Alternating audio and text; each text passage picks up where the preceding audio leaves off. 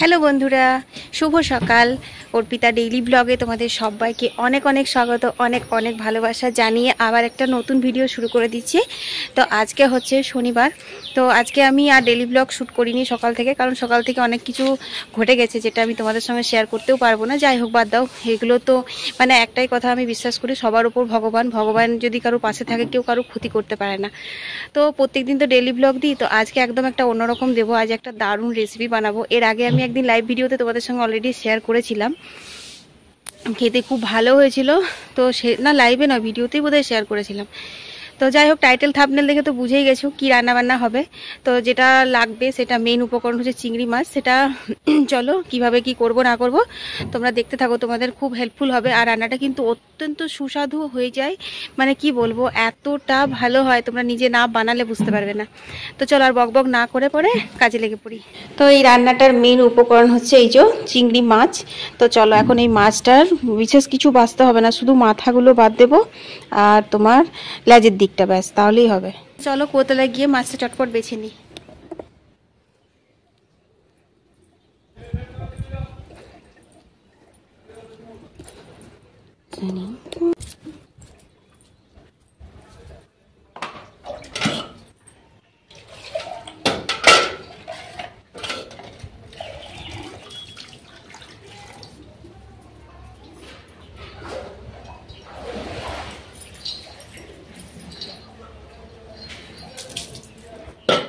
তো বন্ধুরা, এখন আমি মাছের খোলাগুলো ছাড়িয়ে নেব।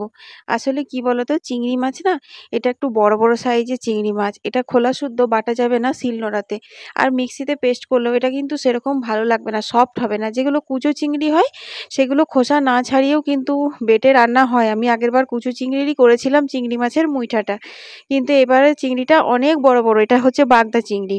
তাই ভালো করে আমি খোলাগুলো ছাড়িয়ে আর মাছটা ধুয়ে নিলাম। তারপর এদিকে দেখছি মা কত সবজি কেটে রেখেছে, পটলের তরকারি, এখানে যে এই যে লাল ডাঁটা আলু পোস্ত করব।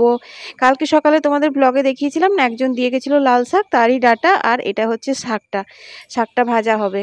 আর এখানে হয়েছে লাউ কেটেছে, লাউটা আজকে বড়ি ফোড়ন দিয়ে নিরামিষ করে করব। আর এই দেখো ছোট ছোট রিঠে মাছের ডিম রিঠে মাছের ডিম না গো, এগুলো টমেটো, খুব টক জানো তো।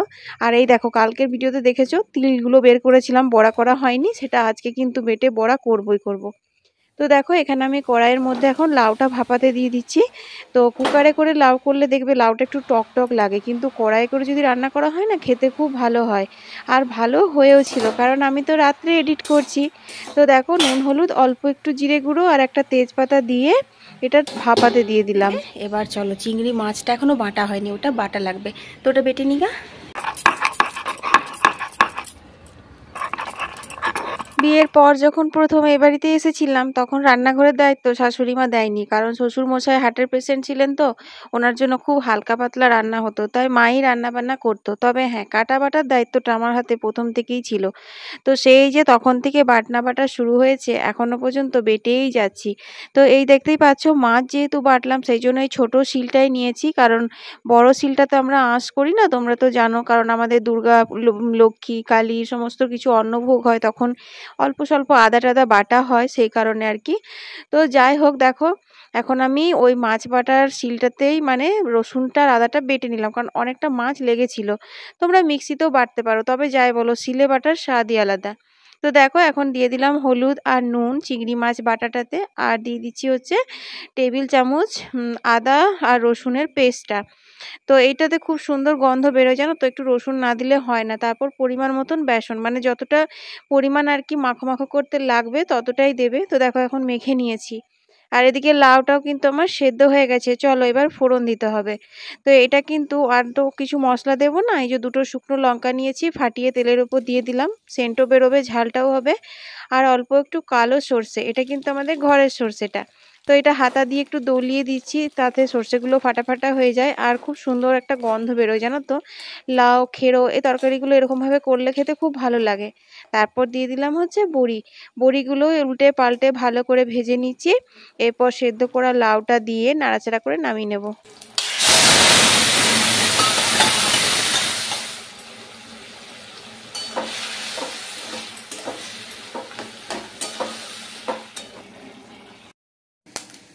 লাউটা নামিয়ে কড়াইয়ে সর্ষের তেল গরম হয়ে গেছে, তাতে 5 ফোড়ন দিয়ে দিলাম।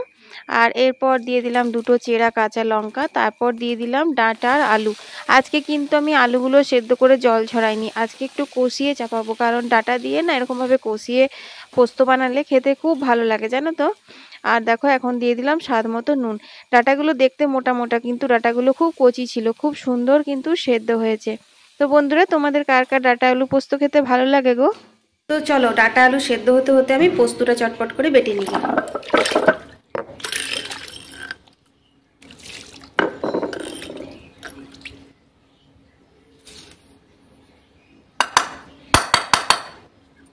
চলো বন্ধুরা, এখন শিলে আমি এখন পোস্ত আর তিলটা বেটে নেব। আর বাড়তে বাড়তে তোমাদের কয়েকটা সুন্দর কমেন্টের উত্তর দিয়ে দেবো।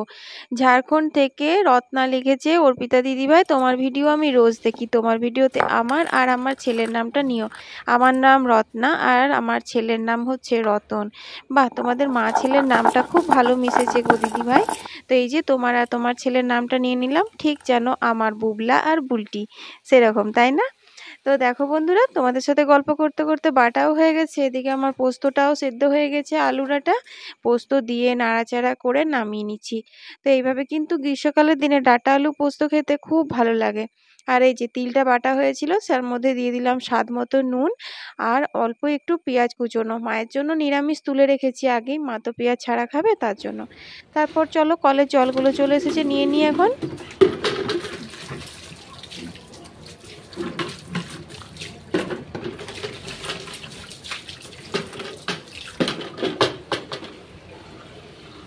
তো আমার বন্ধুরা, তোমরা যারা আমার ভিডিওটা এখনও দেখছো আর এখনও লাইক করোনি, ভুলে গেছো, তারা প্লিজ ভিডিওতে একটা লাইক করে দিও। কারণ তোমাদের একটা লাইক আমাদের মতো ছোট ছোট ক্রিয়েটারদের মনোবল অনেক বাড়িয়ে দেয়, একটা নতুন ভিডিও বানানোর জন্য অনেক উৎসাহ যোগায়। তো দেখো, এখন আমার তোমাদের সাথে গল্প করতে করতে কলের জলটাও নেওয়া হয়ে গেল। তো জল টল নেওয়া হয়ে গেল, আর তোমার বাগানে করে দিলাম পাইপটা, গাছে জল পাবে বলে। বিশাল রোদ হাওয়া দিচ্ছে গো, বিশাল গরম লাগছে। চলো, মুইঠার মশলাগুলো করা হয়নি, পেঁয়াজ টিয়াজগুলো কেটে নিগা, তারপর স্পেশাল রান্নাটা তোমাদের সাথে শেয়ার করব। পটল আলুর তরকারিটা রাত্রের জন্য করে নিয়েছি, ওটা আর তোমাদের সাথে শেয়ার করা হয়নি। তারপর শাকটাও ভেজে নিয়েছি, আর এখন দেখো আমি লাস্টে তিলের বড়াটা করে নিচ্ছি পেঁয়াজ দিয়ে। আর পেঁয়াজ ছাড়া মায়ের জন্য কিন্তু তিলের বড়া আগেই করে রেখেছি। তো দেখো বন্ধুরা, এখন আমি সর্ষের তেলে মচমচে করে বড়াগুলো ভেজে নেব।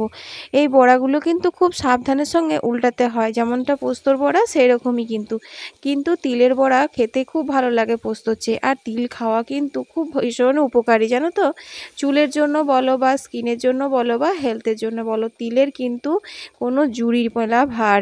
হ্যাঁ বন্ধুরা, তিলে কিন্তু স্কিন ভালো করে, চুল ভালো করে, আর হার্টকেও আমাদের খুব ভালো রাখে। তো বড়াগুলো ভেজে নামিয়ে নিয়েছি। তারপর দেখো, জিরে ধনে দিয়ে দিলাম আদা রসুন বাটার সাথে। তারপর এখানে সর্ষের তেল গরম করে আমি চিংড়ি মাছের মুইঠাগুলো ভেজে নিচ্ছি। এই চিংড়ি মাছের মুইঠা কিন্তু খেতে এত সুস্বাদু হয়, তোমরা একবার নিজে না বানালে বুঝতে পারবে না। আর এই যে বড়াগুলো দেখছো, এটাতে যে বেসন মিশিয়েছি সেটা কিন্তু বোঝানোই যায় না, জানো তো, বোঝাই যায় না। মানে এত টেস্টি হয়, আর পুরোটাই মনে হয় যেন মাছ, চিংড়ি মাছের মতো। একবার করেছিলাম, মানে কুচো চিংড়ি দেখে ভয় পেয়েই রান্নাটা করেছিলাম, বললাম এতগুলো চিংড়ি এবার কী করে বাঁচবো, আর খোসা না ছাড়ালে বুবলা আবার খেতে পারে না। তো সেইভাবে বেটে করেছিলাম, তো খেতে খুব টেস্টি হয়েছিল, সেই জন্য বুবলা বারবার বলবে মাম্মি চিংড়ি মাছের মুইঠা বানাও। তো দেখো, বড়াগুলো ভেজে তুলে নিয়ে গোটা জিরে কালো জিরে ফোড়ন দিলাম তেজপাতার সঙ্গে, তারপর পেঁয়াজগুলো ভেজে নিচ্ছি। তারপর দিয়ে দিলাম পেঁয়াজ ভাজতে ভাজতে স্বাদ মতো নুন আর হলুদ। তারপর আবারও অল্প করে পেঁয়াজটা ভেজে নিচ্ছি। পেঁয়াজটা একদম ফাইন চপ করেছিলাম। তারপর কয়েকটা টমেটো দিলাম, টমেটোগুলো আমাদের বাগানের তো খুব টক জানো তো, ওই জন্য গোটা কতক দিলাম। তারপর এখানে মশলা দিলাম, এটার মধ্যে রয়েছে আদা রসুন ধনে আর জিরে। আর ঝালের জন্য গোলমরিচ গুঁড়ো দিলাম, আর লালের জন্য দিলাম একটু লঙ্কার গুঁড়ো। কারণ পেহলে দর্শনধারী বাদ মে গুণ বিচারি, কালারটা কিন্তু রেড রেড আসতেই হবে, তাহলেই সবার মন জয় করতে পারবে এই রান্নাটা। তারপর দেখো বড়াগুলো দিয়ে দিলাম। এরপর বড়াগুলো দিয়ে আর ঢাকা দিয়ে দিয়ে ভালো করে মশলাটা কষিয়ে নেব যতক্ষণ না তেল ছেড়ে আসছে। ভয় পাবে না, বড়া কিন্তু ভাঙবে না। অন্যান্য যে মুইঠা করা হয়, কোপ্তা করা হয়, একদম মশলা কষিয়ে ঝোল ফুটলে বড়াগুলো দিয়ে নামানো হয়, কিন্তু তো দেখো এখানে আমি জল দেওয়া হয়ে গেছে, তারপর এখন আমি ঝোলটা ফুটছে।